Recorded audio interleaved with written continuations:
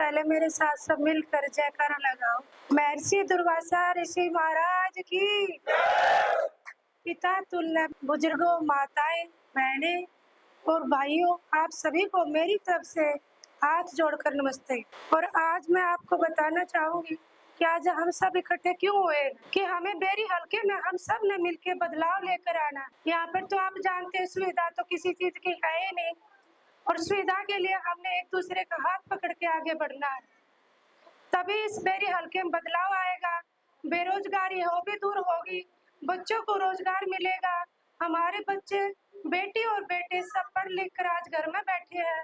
क्यों बैठे हैं ये सब आप जानते होंगे, क्योंकि रोजगार नहीं है यहाँ पर।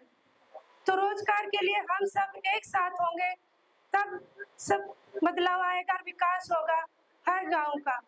अब हर गांव में इतने दुख है, मैं हर गांव में डोर टू डोर घूम रही हूँ, 2-3 महीने हो गए हैं, तो परेशानियां तो मुझे इतनी नजर आ रही है कि सुख कम है, दुख ज्यादा है यहाँ पर। तो उसके लिए आप हमारा साथ दो, हमें भी थोड़ी सी हिम्मत होगी कि हमारे सब साथ में है, और नागरिक का बटन दबा के आप विजयी करो और बेरी हल्के को उज्जवल बनाओ।